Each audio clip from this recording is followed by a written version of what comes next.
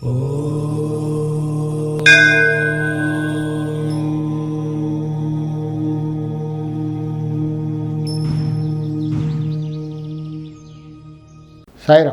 విశ్వకర్మ వాస్తు YouTube ఛానల్కి స్వాగతం. నేను మీ విశ్వకర్మ. పాత బావులు అంటే ఇప్పుడు విలేజెస్ అన్నీ కూడా ఇప్పుడు సిటీస్గా మారిపోతున్నాయి. ప్రతి సిటీ కూడా ఎక్స్పాండ్ అయిపోతుంది ఐటీ. ఒకప్పుడు విలేజెస్, ఇప్పుడు మొత్తం గేటెడ్ కమ్యూనిటీస్ విల్లాస్గా మారిపోతున్నాయి. సో అప్పుడు విలేజెస్ కాబట్టి అవన్నీ కూడా పొలాలు, అగ్రికల్చరల్ ఫీల్డ్స్. పాతకాలంలో పెద్ద పెద్ద మోట బావులు అంటూ ఉండేవి, పెద్ద పెద్ద బావులు. ఇప్పుడు బోర్స్ వేస్తున్నారు కానీ ఆ రోజులంతా బావులే కదా. సో ఇప్పుడు ఆ విల్లాసు, అపార్ట్మెంట్ కట్టేస్తున్నారు కాబట్టి బావులన్నీ కూడా క్లోజ్ చేస్తున్నారు, మట్టి పోసి మూసేస్తున్నారు. కొంతమంది ఇండిపెండెంట్ హౌస్ కూడా కట్టుకుంటున్నారు బావుల పైన, బావులు క్లోజ్ చేసేసి. సో బావుల పైన ఇల్లు కట్టుకోవచ్చా? ఎందుకంటే చాలామంది నేను వెళ్ళగానే చెప్తుంటాను, గురువుగారు ఇది బావి ఉంటుంది, మేము దీన్ని పూర్తి చేసాం, దీనిపైన ఇల్లు కట్టుకున్నాం, కానీ కొన్ని ఇబ్బందులతో బాధపడుతున్నాం. మేము చాలామందికి వాస్తు తీసుకొని చూపించాం అందరినీ.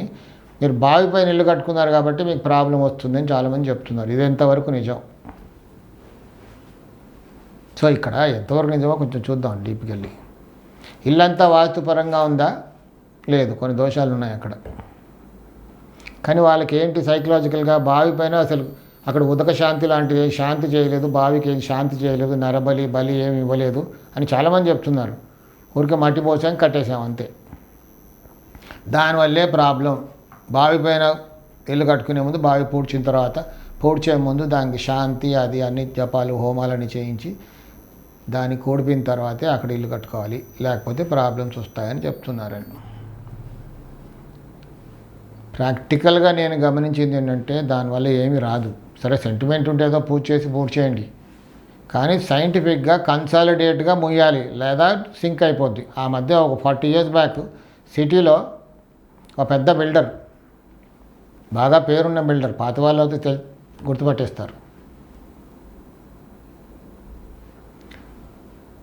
ఫ్లాట్స్ కట్టేశారు. తీరా ఒక 2-3 daysలో అందరూ ఆక్యుపై చేసి గృహప్రవేశం చేసే సమయం కంప్లీట్ అయిపోయింది. మొత్తం 3 floors 5 floors లోపలికి వెళ్ళిపోయింది. భూస్థాపితమే, ఒక లిఫ్ట్లా వెళ్ళిపోయింది లోపలికి. అంటే ఒకప్పుడు అది బావి కల్వర్ట్, సరిగ్గా పూడ్చలేదు, కన్సాలిడేట్ అవ్వకముందే పైన కట్టేశారు కాలం చేసి. లూజ్ సాయిల్ అలా బరువు కాగానే వెళ్ళిపోయింది లోపలికి. Technical fault. పాత వాళ్ళకి ఈజీగా ఎక్కడో తెలిసిపోద్ది హైదరాబాద్లో ఇది. సో బావి పైన ఇల్లు కట్టుకోవడం దోషం కాదని నేను చెప్తాను. సెంటిమెంట్గా ఉంటే ఏదైనా పూజ చేసి కట్టుకుని నేను వద్దను, కానీ ఇంట్లో దోషం లేకుండా కట్టుకోవాలి. లేదు పూర్తి చేసాం, కొంతమంది ఏం చేస్తుంటారంటే ఉత్తర వాయువ్యంలో సెప్టిక్ ట్యాంక్ ఉంది, లేదా సంపు కట్టుకున్నాం, లేదా తూర్పు ఆగ్నేయంలో సంపో సెప్టిక్ ట్యాంక్ ఉంది. సో వాస్తు చూపించినప్పుడు ఏం చెప్తాం, అక్కడ మూసేయాలండి, దీన్ని మట్టి పోసి మూసేయాలని చెప్తాం. సో వాళ్ళు కట్టేప్పుడు ఎలా కడతారు, సిమెంట్ స్ట్రక్చర్తో కడతారు, లోపలంతా కూడా ప్లాస్టింగ్ చేసి. పూర్తి చేయాలనగానే దాంట్లో రాళ్ళు అన్ని పెద్ద పెద్ద బోల్డర్స్ అన్ని వేసి మూసేస్తారు, కొంచెం మట్టి వేసి మూసేస్తారు. సో బోల్డర్స్ వేసినప్పుడు మధ్యలో గ్యాప్ ఉంటుంది, ఆ వర్షానికి కాస్త సింక్ అవుతుంది, మళ్ళీ హాలో ఏర్పడుతుంది, ఆ లో లెవెల్గానే ఉంటుంది. సో సంప్ అక్కడ ఉత్తరాయణంలో ఉన్న సంప్ ఎఫెక్ట్ అలాగే ఉంటుంది, దోషం పోదు. మేము బూట్ చేసామండి, ఆయన మాకు ఇబ్బందులు తప్పట్లేవని గొలబెడతారు. తీరా వెళ్ళి అక్కడ చూస్తే మళ్ళీ అది తోయించామనుకోండి, అది ఇన్కంప్లీట్గా ఉంటుంది. కాబట్టి అలా మూసేటప్పుడు లోపలున్న స్ట్రక్చర్ అంతా తీసేయాలి, పడగొట్టాలి. ఆ సిమెంట్ స్ట్రక్చర్ అంతా, బ్రిక్స్ అంతా తీసేసి కరెక్ట్గా మళ్ళీ భూమిలా క్రియేట్ చేసి దాంట్లో మట్టి పోస్తే మాత్రం అది కన్సాలిడేట్ అవుతుంది. అప్పుడు కాస్త వదిలేసి మళ్ళీ బాగా కన్సాలిడేట్ అయిన తర్వాత కొంతమంది బాగా వాటర్ పోసేస్తారు మట్టి ఇనకాలని, ఫుల్ పొద్దున్నే లేసి అందులో పైప్ పెట్టేసి బాగా సింక్ అయిపోతుంది, మట్టి అంతా సింక్ అవుతుంది. పైన కొంచెం మట్టి వేసేసి సిమెంట్ ఫ్లోరింగ్ చేస్తారు.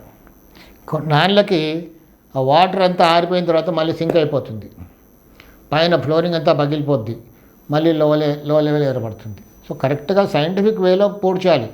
పొడిస్తే మళ్ళీ కొన్నాళ్ళకి అది సంక్ అవ్వదు లోపలికి. బావి కూడా అంతే, ఏదో పోసేసాం కట్టేసాం అంటే కొన్నాళ్ళకి స్ట్రక్చర్కి క్రాక్స్ వస్తాయి.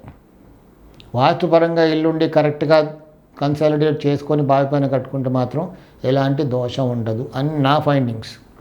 సాయి రక్ష.